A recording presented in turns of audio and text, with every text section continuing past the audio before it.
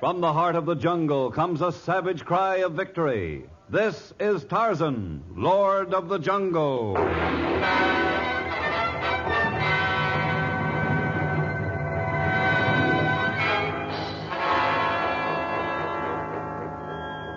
From the black core of dark Africa, land of enchantment, mystery, and violence, comes one of the most colorful figures of all time, transcribed from the immortal pen of Edgar Rice Burroughs. Tarzan, the bronzed white son of the jungle. And now, in the very words of Mr. Burroughs, the story of life or death.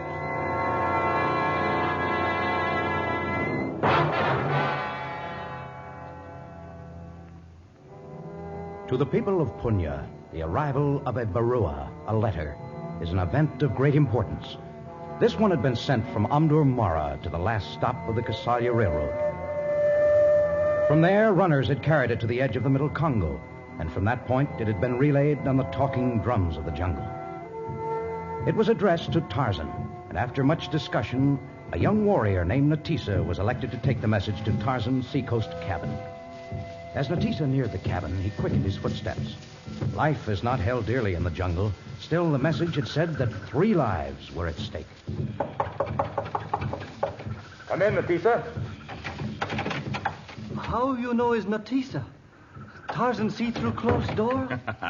More than an hour ago, Yusha, the wind, told me that one of my Punya brothers was approaching. But how you know is Natisa? I hate to give my secrets away, but I was swimming in the lagoon to the east of here when you passed. I caught your scent, and then I traveled by the upper level of jungle growth until I saw you clearly and determined you were a friend. Natisa not see you? I was less than a foot away from you. Why you not speak? You were traveling in the direction of my cabin, and you had no worried look upon your face, so I assumed it was a social call. I returned home so I could greet you like a good host. Is not what you say, call. Not a social call? The Punyas are in trouble? Torgo is sick? The corn fails? No. Natisa bring barua to Tarzan. A letter for me? Well, where is it? Matu Andika Ye on hunting trip. The man who writes is on a hunting trip? Well, then how could he... Natisa carry message in head. Is from Elephant of Amduramara. An important man. What did he say? He say Tarzan come to Amduramara. Oh. No. They're not luring me from the jungle again. He say much important. Some local feud they want settled, I suppose, huh? No, it is not about natives. Barua about white people. 2 men, 1 woman. Oh, what about them? Elephant of Amduramara say life of men and women at stake. Only Tarzan can save lives. And I could have known this an hour ago. Natisa, sorry. No, it is not your fault, but I shall have to leave at once, and I must fly as fast as Ikona the eagle before Africa claims the lives of 3 more victims.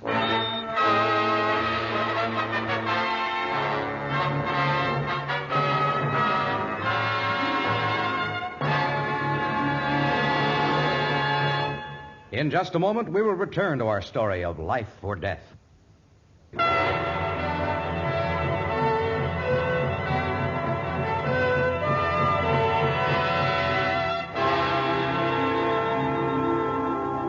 In the days when Tarzan spoke only the language of the apes, he had shared the jungle's light regard for lives. But in recent years, he had developed a quality of mercy. And so he traveled as fast as Bara the deer on his way to Omdur Mara, where the letter had said that 3 lives were at stake. And his mission took on added importance upon his arrival at the ornate palace of the Elephant of Omdur Mara. Putting aside the customary ceremonials of the Orient, the elephant's courtiers lost little time in ushering Tarzan into the private chamber of their potentate. I bid you welcome, Lord of the Jungle. Thank you, great ruler of Amdomara. I came as quickly as I could. Truly, you came upon winged feet. Where are the people whose lives are in danger? What is the nature of their peril? We will come to that in good time. Pray be seated on a rug or an ottoman, and I will send for cool wine. Perhaps you would have a dancing girl entertain us before we get to the business at hand. The business at hand? The message you sent me, unless the natives garbled it badly, said that it was urgent, that I arrive here at once, that lives were at stake. You have lost nothing of your impatience since last we met. I did not mean to appear rude, but I traveled both night and day to arrive here quickly. I did not travel at that rate of speed to drink your wine or be entertained by your dancing girls. Then we will dispense with the entertainment and speak of the favor I seek of you. Favor? In a small antechamber adjoining this one are 3 Americans. One is an old man whose name is Pierce Ingersoll.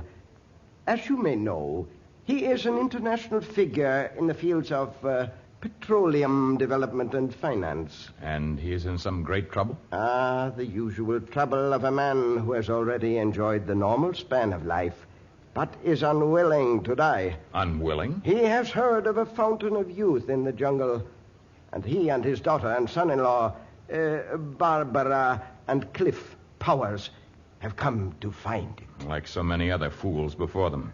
This fool falls into a very special category. His influence in Mara is great. He owns valuable leaseholds and land grants. He has stated flatly that unless I am of help to him, he will give up all his interests here. It would mean the end of my reign. That would be most unfortunate. You have been a just ruler. But what is my connection with this matter? They have a map that designates the position of this fountain of eternal youth.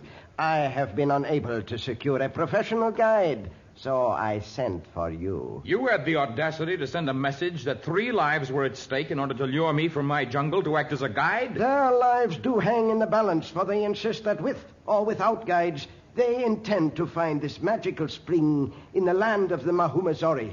The land of the Mahumazori? I do not wonder that you are unable to secure a guide for them. Precisely. I have never been to the land of the Mahumazori, but legend has it that they are the fiercest tribe on the entire continent. Tarzan, I implore you with every means at my command to escort Ingersoll and his party. I do not expect them to find any elixir that will make them live forever, but at least with you, they have some chance of returning alive. Even with me, their chances would not be great. Really, I have no heart for this mission. Tarzan, I beg of you. So much depends on it. Do you really believe your position would be in jeopardy if I refuse? My position as a ruler and the livelihood of hundreds of natives who work in his oil fields. Also, the livelihood of many clerks and minor officials who work in his offices here. I see. Well, I am confident that no fountain of eternal life exists, but I cannot let them throw their lives away in the jungle. Nor can I be responsible for your loss of power and your subjects' loss of employment. You will do it, then? You may tell Mr. Ingersoll that we leave tomorrow for the land of the Mahumazori.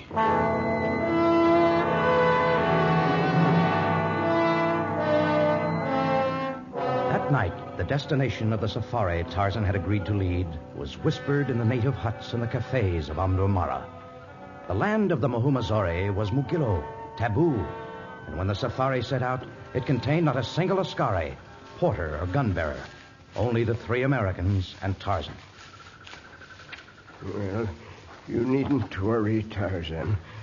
I'm quite capable of walking every inch of the way. I may be old, but I'm not feeble. You seem in remarkable condition for your years. Cliff, Barbara, keep to the center of the path. Many snakes and small animals hide in the long grass at each side of it. We'll be careful. Okay, the center it is. Cliff, at 43 isn't as good condition as I am. Your daughter looks very fragile. Barbara's tougher than she looks and more mature.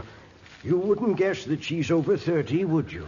I haven't been speculating on Cliff's age, nor Barbara's, nor yours. Age is not as important to me as it seems to be to you. It is important to me. I've made millions. I have everything I want now, but I didn't when I was young. And I'm not giving these things up now that I have them. That's why I have to find this fountain of eternal life. You understand that I have no belief in the existence of this fountain. But I have the map. I paid a great deal of money for it, and I'm convinced Similar maps are sold by cheap adventurers the world over. They're like maps of buried gold treasures or secret formulas for turning water into petroleum. I know, but where else can I turn for any hope of living another 50, another 100 years? Stop where you are. Mr. Ingersoll, wait here. There's something wrong. What's up? Quiet. It's a snake. Cliff, do something. I don't know what to... Hey, look. Tarzan. He's stepping right in its path. It's coiling to strike. It's springing. Tarzan's caught the snake by his tail. Watch out! Don't get in the way as I swing it. Mashed against a rock. Killed in one quick movement. Tarzan, that's the most remarkable thing.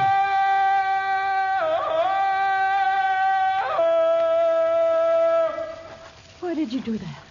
It is the victory cry of the savage bull ape. I am a man of the jungle. I have lived all of my life here. But can't you see that you do not belong here, that your life and your training have not equipped you to protect yourself in the jungle? We're not turning back. We know it's risky, but we're game. Was that a poisonous snake, Tarzan? One of the most deadly, Mr. Ingersoll. The natives call it the yamolinga. The white men refer to it as the red boomslang. Mr. Ingersoll, you and Cliff bring up the rear. I shall go ahead with Barbara. All right. Yeah, might be safer for all of us that way. Well, I never saw anything like that in my life. Barbara, Yes, Tarzan. it's clear why your father is willing to risk his life to find this fountain, for he's near the end of his allotted years. But why are you and your husband willing to risk your lives? For Father's sake. You see, he's worked hard all his life. He's given me everything I ever wanted. And he's made things a lot easier for Cliff.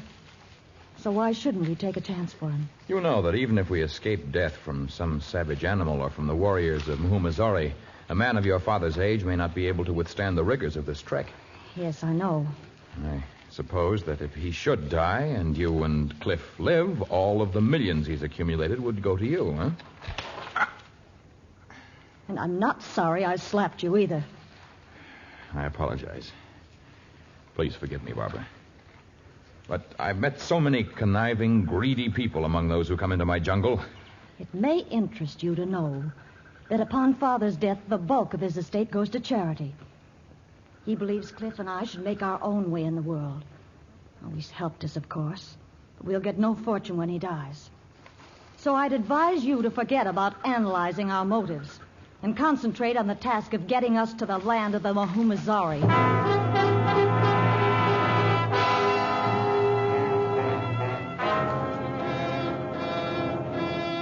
And so the small safari plunged deep into the jungle, into the heart of the Black Congo. Behind were left the last outposts of civilization, and after many weary weeks, they drew close to the land of the mysterious Muhumazari tribe. The strange thing was that no scouts appeared to tell the tribe of their coming. No sentries peered at them from the concealment of trees or rocks. Things were almost too peaceful as Tarzan and the three Americans passed into a district of lush green foliage. Let's quicken our pace just a little, Cliff. I don't want Barbara and Mr. Ingersoll to get too far ahead. I'm going as fast as I can. Barbara stood this trip a lot better than I have. And Dad's so anxious to find the fountain that he acts as though he were taking part in a track meet. I hope he's not disappointed. The last time I mentioned that you and Barbara might have some ulterior motives in permitting Mr. Ingersoll to make this trip, I had my face slapped. But tell me, Cliff, aren't you at all resentful of the fact that you will not come into his fortune when he dies? No, I'm not. He worked hard to accumulate his money. It's only fair that I should work for mine. He's always been good to us during his lifetime. That's the important thing. Oh, it's refreshing to find people like Barbara and you. Oh, I think they're getting too far ahead. Barbara! Mr. Ingersoll? Yes? Wait for us, darling. Hurry up then, Cliff. Cliff is having trouble with his feet. I want the four of us together from now on. You haven't caught the scent of some savage animal again. No, that of man. And yet this district has been traversed lately. Otherwise, we would not be able to travel without chopping our way through the brush. Well, I'd call it pretty lucky. And I would call it dangerous. Have you noticed how still it is? Yes, it is quiet. That is not the nature of the jungle. I shall walk ahead. The rest of you follow closely on my heels. Well, set a good pace, Tarzan. Not too fast for Cliff, though. I'll be all right. It's a cinch that if I... Oh, we're falling!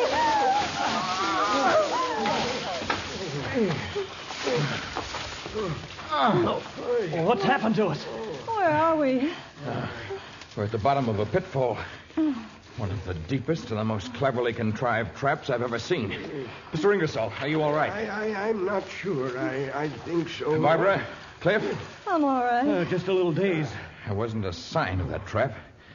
The Muhumazaris must have spent months getting the grass to grow over the edges of this pit. Can we get out of it? I doubt it. Must be 50 feet to the surface.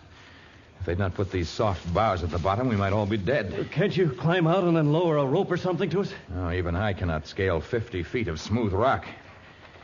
No, I'm afraid that our search for eternal life will end in a slow death.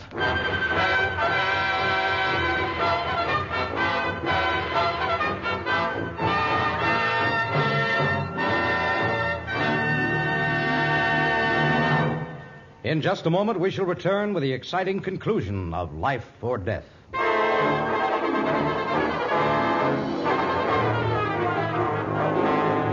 Night found Tarzan and his 3 companions still at the bottom of the pitfall. Tarzan was worried, of course, but it did not affect his keen senses and his animal alertness.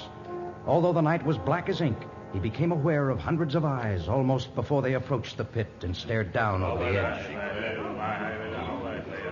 Speak, men of Mahomazore. Someone's up there. Hundreds of natives, but I can't make out their features in the dark. I can see eyes. It could be animals. Animals? No, they're the eyes of men. They're too cruel for the animal kingdom. Speak, men of Mahomazore. Tell us why you hold us prisoners in this trap. You enemies come steal secret of fountain. The fountain. Did you hear that? It is true we desire to learn of the fountain, but we are friends who have brought you presents of Americana cloth and beads and salt with which to repay you. Pass up all bows, knives, other weapons. Then bring up chumley and other presents. We lower ladder of rope. Come one at a time. Our warriors watch. Do not try escape. I shall go first. Cliff, you bring up the rear and make no sudden movements. Natives act first and think afterwards. I come with gifts, Chief of Mahomazore. Be careful, Tarzan. If anything happened to you, we'd be sunk.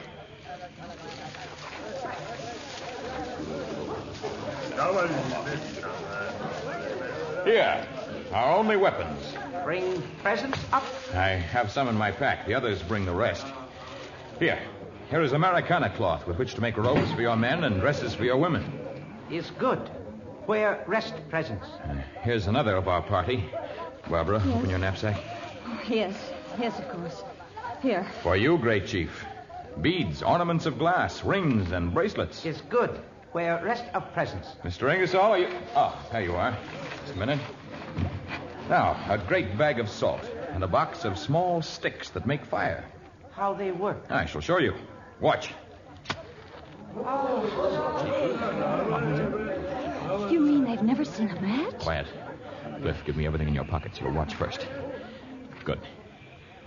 Great chief, here is small stone with a heart whose beat you can hear if you hold it to your ear.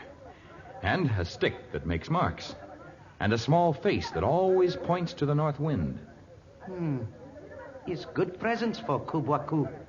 He talked to warrior. Can we make a break for it now? We couldn't get 10 feet. What did he say his name was? Kubwaku? Well, that just means big, great chief. Oh. But I think we've impressed him with our presence. Ask him about the fountain. Now, there will be time for that. He's consulted with the others. He'll tell us what our chances are now. Warriors and Kubwaku like presents white men bring. Now, they prove we are friends. And never before Mahomazore let any outside tribe drink from fountain. Never before we spare life of stranger. But this time, because of presents, we break rule. Oh, thank heavens. You turned the trick, Tarzan. Presents are price of one life.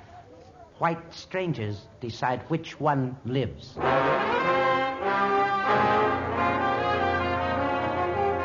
Tarzan and the others were made to march single file, and curious natives crowded about them as they entered the kraal. There was no sign of the Fountain of Youth, but one thing impressed itself on the minds of each of the prisoners. Nowhere in the village was there anyone who appeared to be more than 30 years of age. The prisoners were herded into a small, well-guarded hut, but they were not overly worried about their fate. Their minds were too intent upon the thought that this was indeed the land of eternal youth. Tarzan, what was the Kubwaku mumbling to you about? Well, he merely enlarged upon his statement at the pit. He says they will allow one of us to drink from the fountain and to leave this land unmolested. The rest of us will die. Do you believe they have a fountain? Of course they do. Did you see any old people in the village? The Kubwaku seemed about the oldest, and he couldn't be more than 30. He claims to be nearly 360. He's the oldest of the tribe. 360. You see, I was right all along. It won't do you much good, Dad.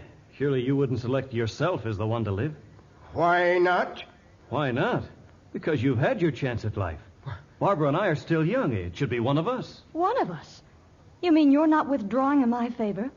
You are my husband. Sure, I'm your husband. The guy who married the Ingersoll heiress. For all the good it ever did me. Cliff! Well, let me tell you something. If I get the secret of the fountain, I'll make my own fortune. What? I'll make the Ingersoll millions look like peanuts. Well, I'm certainly glad to know how you feel, Cliff. But don't forget, when it comes to a vote on who lives, I can count on my own father. Just imagine going back home, being the only woman in her crowd who grows no older. No gray hair, no wrinkles. No losing of my husband to a younger woman. What do you mean? Oh, I knew about that Hayes woman. Children. Yes. Let's hear what Mr. Ingersoll has to say now. It's just this. I organized this hunting party, I secured the map, and I financed every penny of this safari. If anyone's going to learn the secret and return home, it's going to be me.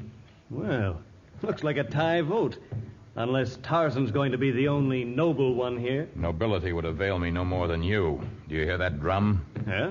What does it mean? It is the drum of death. The promise of the Kubwa-Ku that one of us should live was a hollow joke. When their celebration has reached its peak, we shall be led to their ceremonial place, tortured, and then killed. Perhaps within sight of their fountain of everlasting life.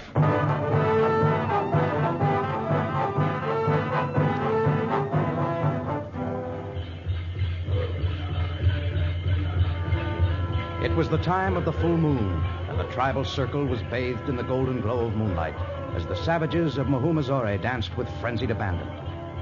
This was no mere festival dance or preparation for war. This was the dance of death. Gradually, the guards who surrounded the hut containing the prisoners drifted to the tribal fire. But Tarzan hesitated. He might escape, but how could he live in the jungle without even a hunting knife? And what of the others? While he pondered the question, the door of the hut suddenly swung open. The Kubwa-Ku!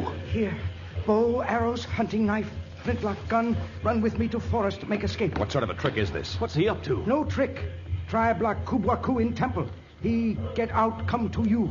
Together we escape. What are you escaping from? From death they planned for me. No time now to talk.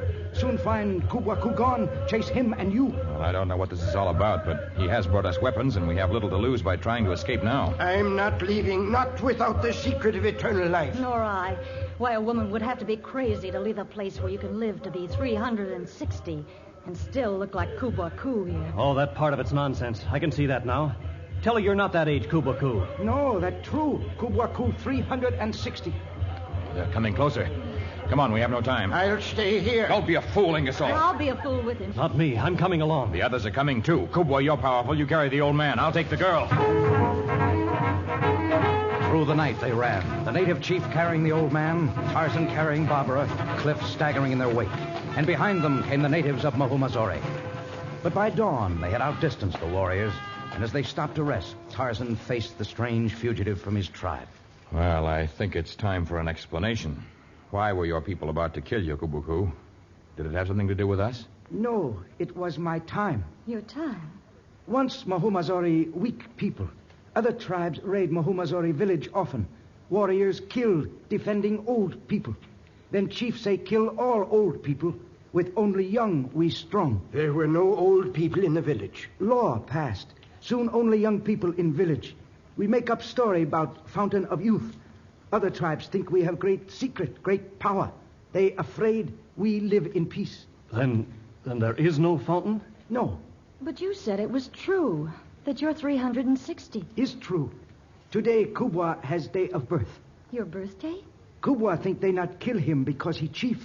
But law is law. Every member of Mahumazore die when he reach 360. Only young men live. Now, this is getting crazier and crazier. You can't tell me this man is 360, or that men of his tribe are young until they're 359 without some fountain or something. At last moon, when Kubwa 359, he's still young. What strikes you as so terribly funny, Tarzan? The solution to the secret of the Mahumazore. He says at the last moon he was 359, and at this full moon he is 360. Yes? Well, can't you see? These natives figure only by the moon. He's not 360 years old, but that many moons old. You'd have to divide that number by 12. He's 30 years old. And had he died at 30, according to the customs of his tribe, all of us would have died seeking that which does not exist. A magical elixir to keep us upon this earth longer than the span allotted by the great chief of us all.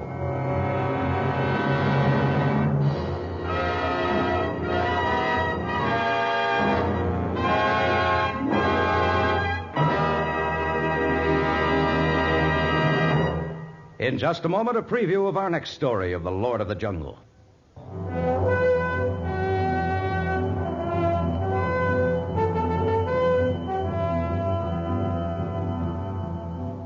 One day in 1867, a child who lived on a farm near Africa's Orange River found a pebble that glittered pleasantly in the sun. It was the first diamond ever found on the Dark Continent, and the small pebble formed the foundation stone of great industry, fabulous wealth, and dark violence. D for Diamonds and Death is our next story of Tarzan. Tarzan, a transcribed creation of the famous Edgar Rice Burroughs, is produced by Walter White, Jr., prepared for radio by Bud Lesser, with original music by Albert Glasser. This is a Commodore production.